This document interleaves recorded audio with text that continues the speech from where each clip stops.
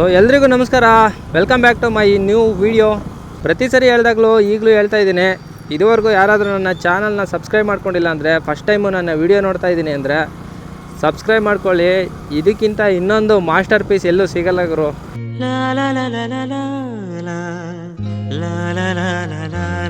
ನೋಡ್ರಿ, ಇದು ನಮ್ಮ ಬೆಂಗಳೂರು. ಹಸುಗಳೆಲ್ಲ ರೋಡಿಗೆ ಬಂದ್ಬಿಡ್ತವೆ ಮೇಯಕ್ಕೆ. ನಮ್ಮ ಕಡೆ ಊರಲ್ಲಿ ಹಸುಗಳೆಲ್ಲ ಮೇಯೋದು ಫಾರೆಸ್ಟ್ಗಳಲ್ಲಿ, ಕೆರೆಗಳಲ್ಲಿ, ಗೋಮಾಳ ಅಂತ ಇರುತ್ತಲ್ಲ ಅಂಥ ಜಾಗಗಳಲ್ಲಿ ಹಸುಗಳು ಮೇಯೋದು. ಬೆಂಗಳೂರಲ್ಲಿ ಹೆಂಗೆ ಗೊತ್ತಾ, ಅಂಗಡಿ ಮುಂದೆ ಈ ತರಕಾರಿಗಳು ಹಾಕಿರ್ತಾರಲ್ಲ ಅಲ್ಲಿ, ವೇಸ್ಟೇಜ್ಗಳು ಹಾಕಿರ್ತಾರಲ್ಲ ಅಲ್ಲಿ, ಇಂಥ ಕಡೆ ಹಸುಗಳು ಮೇಯೋದು ಬೆಂಗಳೂರಲ್ಲಿ. ಆ ಮುಖದಲ್ಲಿ ಸ್ಮೈಲ್ ನೋಡೋರು, ಆ ಮುಖದಲ್ಲಿ ಸ್ಮೈಲೇ ಗೊತ್ತಾಗುತ್ತೆ ಅಣ್ಣ ಲವ್ ಮಾಡ್ತಾರೆ ಯಾರು ಅಂತ. ಕಟಿಂಗ್ ಮಿಷಿನ್ ಇಟ್ಕೊಂಡು ಏನು ಮಾಡ್ತಾವೆ ನಾವು, ಏನೇನೋ ಮಾಡ್ತಾರಪ್ಪ. ಆ್ಯಕ್ಚುಲಿ ನಮ್ಮ ಇಂಡಿಯಾದಲ್ಲಿರೋ ಜನಗಳಿಗೆ ತುಂಬ ಕಲೆಗಳಿದ್ದಾವೆ. ಈ ಕಟಿಂಗ್ ಮಿಷಿನ್ ಇಟ್ಕೊಂಡು ಕೆಲಸ ಮಾಡೋರು, ಗಾರೆ ಕೆಲಸ ಮಾಡೋರು, ಮರ ಕೆಲಸ ಮಾಡೋರು, ಇಂಥವ್ರಿಗೆಲ್ಲ ತುಂಬ ಕಲೆಗಳಿದ್ದಾವೆ. ಕಲಾವಿದ್ರವರೆಲ್ಲ ಆ್ಯಕ್ಚುಲಿ ಎಲ್ಲೂ ತೋರಿಸ್ಕೊಳಕ್ಕೆ ಜಾಗ ಸಿಕ್ಕಿಲ್ಲ, ಪ್ಲ್ಯಾಟ್ಫಾರ್ಮ್ಗಳು ಸಿಕ್ಕಿಲ್ಲ. ಕೆಲಸ ಮಾಡೋ ಜಾಗಗಳಲ್ಲೇ ತೋರಿಸ್ತಾರೆ ಅವ್ರ ಕಲೆಗಳನ್ನ. ಅಷ್ಟೆಲ್ಲ ಇಲ್ದಲೇ ನಾಸಾದಲ್ಲಿ, ಬೇರೆ ಬೇರೆ ದೇಶಗಳಲ್ಲಿ ದೊಡ್ಡ ದೊಡ್ಡ ಸೆಕ್ಟಾರು, ಈ ಬಾಹ್ಯಾಕಾಶ ಸಂಸ್ಥೆಗಳು, ಹಾಗೆ ವಿಜ್ಞಾನ ಸಂಸ್ಥೆಗಳು, ಇಂಥದ್ರಲ್ಲೆಲ್ಲ ಜಾಸ್ತಿ ಇಂಡಿಯನ್ಸೇ ಅಂತ ಇರೋದು. ಬಿಕಾಸ್ ನಮ್ಮ ಇಂಡಿಯನ್ಸ್ಗೆ ಇರೋ ಆ ತಲೆಗಳು ಓದಿರಲ್ಲ ಎಷ್ಟೋ ಜನ. ಎಂತೆಂಥವ್ರಿಗೆ ಎಂತೆಂಥ ಐಡಿಯಾಗಳು ಬರ್ತಾವೆ ಗೊತ್ತಾ. ಏನು ಗುರು ಇದು ಬೆಂಕಿ. ಈ ಥರ ಇರೋ ಇಂಡಿಯನ್ಸ್ನ ಚಿಲ್ಲರೆ ಕಾಸು ಹಾಕಕ್ಕೆ ಇಟ್ಕೊಂಡವ್ರೆ. ನಾವೆಲ್ಲ ಒಂಥರ ಚಿನ್ನದ ಉಂಡಿಗಳಿದ್ದಂಗೆ, ಏನು ಮಾಡೋಕ್ಕಾಗಲ್ಲ. ನಮ್ಮ ದೇಶನ ಆಳ್ತಾ ಇರೋರೆಲ್ಲ ಯಾರು ಅಷ್ಟಕ್ಕಷ್ಟೇ ಎಜುಕೇಟೆಡ್ ಅಲ್ಲ, ಓದಿಲ್ಲ ಅಂದರೂ ರಾಜಕಾರಣಿಗಳಾಗಿರ್ತಾರೆ, MLA ಗಳಾಗಿರ್ತಾರೆ, ನಮ್ಮ ದೇಶನ ಆಳ್ತಾ ಇರ್ತಾರೆ. ಓದಿರೋರು ಗೂಬೆಗಳ ಥರ ಹೋಗಿ ಅಲ್ಲಿ ಇಲ್ಲಿ ಕಂಪ್ನಿಗಳಲ್ಲಿ ಕೆಲಸ ಮಾಡ್ತಾ ಇರ್ತಾರೆ. ಇದಲ್ವ ಇಂಡಿಯಾ ಅಂದರೆ. ಹೊಡರಿ ಚಪ್ಪಾಳೆ.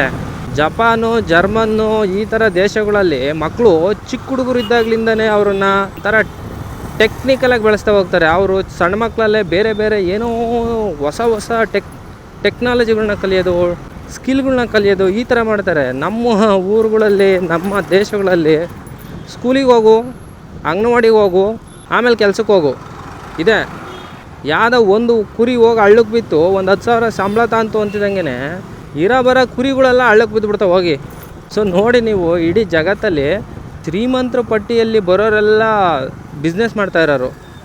ಯಾರು ಸ್ಕೂಲಿಗೆ ಹೋಗಿ ಕಾಲೇಜಲ್ಲಿ ನಾನು ಟಾಪರ್ ಬಂದಿದ್ದೆ ಅದಕ್ಕೆ ನಾನು ಇವಾಗ ಶ್ರೀಮಂತ ಆಗಿದ್ದೀನಿ ಅಂತ ಯಾರಾದರೂ ಬಂದು ಹೇಳ್ಬಿಟ್ರೆ ಗುರು, ನನ್ನ ಮೀಸೆ ಗಡ್ಡ ಎಲ್ಲ ಬೋಳ್ಸ್ಕೊಂಡ್ಬಿಡ್ತೀನಿ. ನೀವು ಹೆಂಗೆ ಹೇಳ್ತೀರ ಹಂಗೆ ಕೇಳ್ತೀನಿ. ಆಮೇಲೆ ಯಾವನೂ ಇಲ್ಲ ಸ್ಕೂಲಲ್ಲಿ ಕಾಲೇಜಲ್ಲಿ ನಾನು ಟಾಪರ್ ಆಗಿದೆ, ಇವತ್ತು ನಾನು ಶ್ರೀಮಂತ ಆಗಿದ್ದೀನಿ, ಕೋಟಿಗಟ್ಟಲೆ ದುಡ್ಡು ಮಾಡಿದ್ದೀನಿ ಅಂತ ಯಾರಾದರೂ ಬಂದು ಹೇಳ್ಬಿಡ್ರಿ ಗುರು.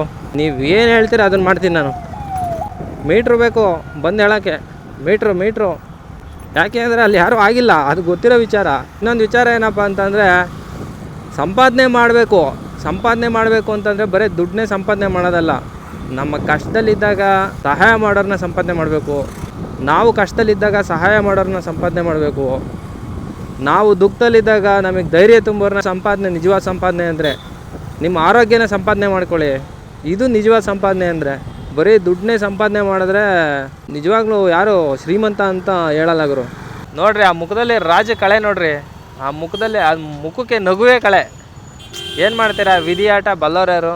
ನಿಜವಾಗ್ಲೂ ಯಾರು ಸಹ ಅವರು ತೀರೋಗಿದ್ರು. ನಾನು ಯಾವುದೋ ಒಂದು ಕೋರ್ಸ್ ಮಾಡ್ತಾಯಿದ್ದೆ, ಆ ಟೈಮಲ್ಲಿ ಮಧ್ಯಾಹ್ನ ರಜೆ ಕೊಟ್ಟರು, ಹೇಳಿದ್ರು ಯಾರೂ ನಂಬ್ತಾ ಇಲ್ಲ. ನಿಜವಾಗ್ಲೂ ಪುನೀತ್ ರಾಜ್ಕುಮಾರ್ ಅವರು ತೀರೋಗವ್ರೆ ಅಂತ ನ್ಯೂಸಲ್ಲಿ ಬಂದರೂ ಅದು ನಂಬೋಕ್ಕಾಗ್ತಾಯಿಲ್ಲ ಎಷ್ಟೋ ಜನಕ್ಕೆ. ಸುಳ್ಳು ಅಂತ ಹೇಳ್ತಾಯಿದ್ರು ಎಷ್ಟೋ ಜನ. ನಿಜವಾಗ್ಲೂ ಯಾಕೆ ಅಂದರೆ ಅಂಥ ಫಿಟ್ ಮನುಷ್ಯ ಆತ.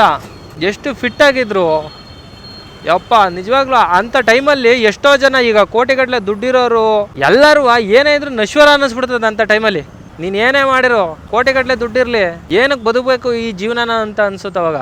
ಸಿಗ್ನಲ್ ಬಟನ್ ನಾವೇ ಒತ್ತಬೇಕಾ, ಪೊಲೀಸ್ನವ್ರು ಒತ್ತುತ್ತಾರ ಪಾಪ. ಅವ್ರು ಬೆಳಗ್ಗೆ 6 ಗಂಟೆಗೆ ಡ್ಯೂಟಿಗೆ ಬಂದು ನೋಡ್ರಿ, ಅವ್ರು ಏನಾದರೂ ಪೊಲೀಸ್ನವ್ರ ಥರ ಕಾಣಿಸ್ತಾವ್ರ ನಿಮಗೆ. ಅಯ್ಯೋ ದುರ್ವಿಧಿಯೇ. ಈ ಥರ ಡಸ್ಟಲ್ಲಿ ಅವ್ರಿಗೆ ನೋಡಿ ಒಂದು ಸೇಫ್ಟಿ ಪ್ರಿಕಾಷನ್ಸ್ ಇಲ್ಲ, ಒಂದು ಮಾಸ್ಕು ಕೊಡಲ್ಲ, ಒಂದು ಯಾಟ್ ಕೊಟ್ಟಿಲ್ಲ. ಯಾಟ್ ಕೊಟ್ಟಿರ್ತಾರೆ, ಇವ್ರು ಹಾಕೊಂಡಿಲ್ಲ ಅನ್ಸುತ್ತೆ. ನಿಜವಾಗ್ಲೂ ಪಬ್ಲಿಕ್ಕಿಗೋಸ್ಕರ ಕೆಲಸ ಮಾಡ್ತಾರಲ್ಲ ಅವ್ರಿಗೆಲ್ಲ ಹ್ಯಾಟ್ಸ್ ಆಫ್ ಹೇಳಬೇಕು. ಎಷ್ಟೋ ಜನ ಏನು ಅನ್ಕೊಂತಾರೆ ಗೊತ್ತಾ, ಪೊಲೀಸು ಅಂತ ಅಂದರೆ ದುಡ್ಡು ಇಸ್ಕೊತಾರೆ, ದುಡ್ಡು ತಿಂತಾರೆ, ಬೇರೆ ಗಾಡಿಗಳನ್ನ ತಡ ಹಾಕ್ತಾರೆ, ಬರೀ ಇಂಥ ಇದರಲ್ಲೇ ಆ ಯೋಚನೆ ಬರೋದೇ ಅದು. ಬಟ್ ನೋಡ್ರಿ, ಇಂಥವ್ರು ಕೆಲವ್ರು ಇರ್ತಾರೆ. ಇವರೆಲ್ಲ ಹೆಂಗೆ ಅಂತಂದರೆ ಟ್ರಾಫಿಕ್ಗಳಲ್ಲಿ ಸಿಗ್ನಲ್ಗಳು ಕಂಟ್ರೋಲ್ ಮಾಡೋದು, ತುಂಬ ಟ್ರಾಫಿಕ್ ಆದರೆ ಜನಗಳಿಗೆ ಸಪೋರ್ಟ್ ಮಾಡೋದು, ವೆಹಿಕಲ್ಗಳನ್ನ ಬೇರೆ ಬೇರೆ ಕಡೆಯಿಂದ ಮೂವ್ ಮಾಡಿಸೋದು, ಇಂಥ ಮಾಡೋರು ತುಂಬ ಜನ ಇದ್ದಾರೆ. ಇಂಥವ್ರು ಯಾರಿಗೂ ಕಾಣಿಸೋದೇ ಇಲ್ಲ. ಬೈಯಕ್ಕೆ ಮಾತ್ರ ಪೊಲೀಸ್ನವ್ರು ಬೇಕು, ಹೊಗಳಕ್ಕೆ ಮಾತ್ರ ಯಾರಿಗೂ ಬೇಡ. ನಮ್ಮ ಜನನೇ ಅಷ್ಟಲ್ವಾ, ಎಲ್ಲಿ ತಪ್ಪಿರುತ್ತೋ ಅದನ್ನು ಮಾತ್ರ ನೋಡ್ತಾ ಇರ್ತಾರೆ. ಒಳ್ಳೆಯದನ್ನ ಯಾರೂ ಐಡೆಂಟಿಫೈ ಮಾಡಲ್ಲ. ನಿಜವಾಗ್ಲೂ ನೀವೇ ನೋಡಿ, ಯಾರದೋ ಒಬ್ರದ್ದು ಒಂದು ಏನೋ ಎಲ್ಲ ಓದಿದ್ದು ಎಲ್ಲ ಕೇಳಿದ್ದು ನೆನಪತ್ತಾಯ್ತು ನನಗೆ. ಒಬ್ಬರು ಬಟ್ಟೆ ಒಂದು ಸ್ವಲ್ಪ ಹರಿದೋಗಿತ್ತಂತೆ, ಒಂದೇ ಒಂದು ಚೂರು ಸ್ಕ್ರಾಚ್ ಆಗಿತ್ತಂತೆ. ಯಾರೋ ಬಂದು ಕೇಳಿದ್ರಂತೆ, ಸರ್ ನಿಮ್ಮದು ಬಟ್ಟೆ ಹಿಂದೆಗಡೆ ಹರಿದೋಗ್ಬಿಟ್ಟಿದೆ ಸ್ವಲ್ಪ ಅಂತ. ಅವ್ರು ಏನು ಹೇಳಿದ್ರಂತೆ, ಇಷ್ಟೆಲ್ಲ ದೊಡ್ಡ ಬಟ್ಟೆನಲ್ಲಿ ಅದೊಂದೇ ಒಂದು ಚೂರು ಹರಿದೋಗೈತಲ್ವ, ಇಷ್ಟು ಚೆನ್ನಾಗೈತೆ ಅಂತ ಯಾಕೆ ಅನ್ಕೊತಾ ಇಲ್ಲ ನೀವು ಅಂತ ಕೇಳಿದ್ರಂತೆ. ಸೊ ಅದೇ ಥರ ಮನುಷ್ಯನ ಜೀವನನೂ ಅಷ್ಟೇ. ನಾವು ಎಷ್ಟೇ ಒಳ್ಳೇದು ಮಾಡಿರಲಿ, ಎಷ್ಟೇ ಚೆನ್ನಾಗಿರಲಿ, ಎಲ್ಲ ಇರಲಿ, ನಾವು ಮಾಡೋ ಒಂದೇ ಒಂದು ಸಣ್ಣ ತಪ್ಪು ಮನುಷ್ಯನಿಗೆ ಬೇಗ ಕಾಣಿಸುತ್ತಂತೆ. ನೋಡಿ, ಇಲ್ಲಿ ಆಟೋ ಹಿಂದಗಡೆ ಚಪ್ಪಲಿ ಹಾಕಿದಾರಲ್ಲ ಒಂದು ಗೋಲ್ಡನ್ ಕಲರ್ದು, ಅದು ಎಲ್ಲ ತುಂಬ ಆಟೋಗಳಲ್ಲಿ ನೋಡಿದ್ದೀನಿ. ಚರ್ಮದ ಚಪ್ಪಲಿಗಳು ಮತ್ತು ಈ ಥರ ಗೋಲ್ಡನ್ ಚಪ್ಪಲಿ, ಬೆಳ್ಳಿದು ಅದು ಈ ಥರ ಹಾಕಿರ್ತಾರೆ. ಏನಕ್ಕೆ ಅಂತ ಗೊತ್ತಿಲ್ಲ ನನಗೆ. ಯಾರಾದರೂ ಆಟೋದವರೇ ಗೊತ್ತಿದ್ರು ಕಮೆಂಟ್ ಹಾಕ್ಬಿಡಿ ಏನಕ್ಕೆ ಅಂತ. ನೋಡಿ, ತುಂಬ ಆಟೋಗಳಲ್ಲಿ ನೋಡಿದ್ದೀನಿ ನಾನು. ತುಂಬ ಆಟೋಗಳ ಹಿಂದೆ ಈ ಥರ ಚಪ್ಪಲಿ ಥರದ್ದು ಒಂದು ಚಿಕ್ಕದು ಚಪ್ಪಲಿ ಹೊಲ್ಸ್ ಹಾಕಿರ್ತಾರೆ ಕೆಲವರು, ಲೆದರ್ದು. ನೋಡಿ, ಇಲ್ಲಿ ಎರಡು ಸೈಡು ಹೋದರೆ ಎಲ್ಲೋ ಹತ್ತಿರ ಗುರು, ಲೆಫ್ಟ್ ಸೈಡಲ್ಲಿ ಹೋಗೋದು ಬಿಟ್ಬಿಟ್ಟು ಎಲ್ಲ ಎಜುಕೇಟೆಡ್ ಗುಲ್ಡುಗಳು ಯಾರೂ ಇಲ್ಲ. ಇಲ್ಲಿ ಆ ಕಡೆನೂ ಬ್ಲಾಕ್ ಮಾಡ್ತಾರೆ, ಈ ಕಡೆನೂ ಬ್ಲಾಕ್ ಮಾಡ್ತಾರೆ. ನೋಡ್ರಿ, ಒಂದು ಸೈಡ್ ಹೋದರೆ ಆಗಲ್ವಾ, ಅವ್ರಿಗೂ ಹೋಗಕ್ಕೆ ಬಿಡಲ್ಲ, ಇವರು ಹೋಗಕ್ಕೆ ಬಿಡಲ್ಲ. ಮೊನ್ನೆ ಒಂದು ಇನ್ಸಿಡೆಂಟ್ ಆಯಿತು ತಮಿಳ್ನಾಡಲ್ಲಿ. ಕೊರೋನಾ ಟೈಮಲ್ಲಿ ಒಬ್ಬ ತಂದೆ ಮಗ ಏನೋ 10 ಗಂಟೆ ಮೇಲೆ ತುಂಬ ಹೊತ್ತು ಅಂಗಡಿ ತೆಗ್ದಿದ್ರು ಅಂತ ಒಂದು ಪ್ರಕರಣದ ಮೇಲೆ ತಂದೆ ಮಗನ ಜೈಲಿಗೆ ಹಾಕಿದ್ರಂತೆ. ಸೊ ಮತ್ತೆ ಅದೇನಾಗೈತೆ, ಜೈಲಲ್ಲಿ ಅವರನ್ನು ಹೊಡೆದು ಕೊಲೆ ಮಾಡಲಾಗಿದೆ ಅಂತ ಹೇಳ್ಬಿಟ್ಟು ಕೇಸಾಗಿತ್ತು. ಸುಮಾರು ಒಂದು 6-7 ವರ್ಷಗಳ ಸತತ ಪರಿಶ್ರಮದಿಂದ ಒಬ್ಬರು ಕಾನ್ಸ್ಟೇಬಲ್ಲು ಒಂದು ಸ್ಟೇಟ್ಮೆಂಟ್ ಕೊಟ್ಟವ್ರೆ ಕೋರ್ಟಲ್ಲಿ. ಇವರು ಏನೋ ಅವರಿಗೆ ಇವಾಗ 10 ಜನ ಪೊಲೀಸ್ನವ್ರಿಗೆ ಮರಣದಂಡನೆ ಆಗೈತೆ ಗುರು. ಇದು ಹಿಸ್ಟ್ರಿ. ಇದುವರೆಗೂ ಲಾಕಪ್ ಡೆತ್ತು ಅಂತ ಏನೇನು ಆಗಿದ್ದಾವೆ ಅದಕ್ಕೆ 10 ಜನ ಪೊಲೀಸ್ನವ್ರಿಗೆ ಅಟ್ ಎ ಟೈಮು ಮರಣದಂಡನೆ ಕೊಟ್ಟಿರೋ ಹಿಸ್ಟ್ರಿ ನಮ್ಮ ಇಂಡಿಯಾದಲ್ಲೇ ಇಲ್ವೇನೋ ಮೋಸ್ಟ್ಲಿ. ಫಸ್ಟ್ ಟೈಮು ಅದ್ರ ಬಗ್ಗೆ ತೀವ್ರವಾಗಿ ತನಿಖೆ ಮಾಡಿರೋವಂಥ ಪೊಲೀಸ್ನವರು, ಅದಕ್ಕೆ ಸಹಾಯ ಮಾಡಿರೋವಂಥ ಲೇಡಿ ಕಾನ್ಸ್ಟೇಬಲ್ಲು, ಅದರ ಬಗ್ಗೆ ತೀವ್ರವಾಗಿ ವಿಚಾರಣೆ ಮಾಡಿ ಅದ್ರ ತೀರ್ಪು ಕೊಟ್ಟಂತಹ ಜಡ್ಜು, ಅದಕ್ಕೆ ಬೇಕಾಗಿರೋವಷ್ಟು ಎವಿಡೆನ್ಸ್ನ ಕಲೆಕ್ಟ್ ಮಾಡಿ, ಅದಕ್ಕೆ ಬೇಕಾಗಿರೋವಂಥ ಸಪೋರ್ಟಿವ್ ಸಾಕ್ಷಿಗಳನ್ನ ಕಲೆಕ್ಟ್ ಮಾಡಿ ಆ ಕೇಸ್ನ ಗೆದ್ಕೊಟ್ಟಂತಹ ಲಾಯರು ಗ್ರೇಟ್ ಗುರು. ನಿಜವಾಗ್ಲೂ ಯಾರೂ ಮಾಡೋಕ್ಕಾಗಲ್ಲ ಇಂಥ ಕೆಲಸಗಳು. ಯಾಕೆಂದರೆ ಇಡೀ ಪೊಲೀಸ್ ಡಿಪಾರ್ಟ್ಮೆಂಟ್ನೇ ಎದುರಾಕೊಂಡು, ರಾಜಕಾರಣಿಗಳನ್ನ ಎದುರಾಕೊಂಡು, ತಿರ್ಗಾ ಕೊಲೆ ಆಗಿರೋದನ್ನ ತಿರ್ಗಾ ಬಹಿರಂಗಪಡಿಸಿ 6 ವರ್ಷ ಆದಮೇಲೆ ಅವ್ರಿಗೆ ಮತ್ತೆ ಮರಣದಂಡನೆ ಕೊಡ್ಸವ್ರೆ.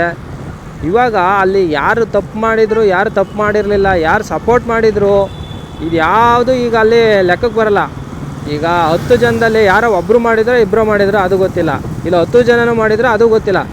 ಈಗ ಸಹಾಯ ಮಾಡಿದರು, ಎಲ್ಪ್ ಮಾಡಿದರು, ಇಲ್ಲ ಅವ್ರಿಗೆ ಗೊತ್ತಿತ್ತು ವಿಚಾರ ಅನ್ನೋದ್ರ ಮೇಲೂ ಸಹ ಈ ಥರ ನೋಡಿ ಇವಾಗ ಎಲ್ರಿಗೂ ಶಿಕ್ಷೆ ಆಗುತ್ತೆ.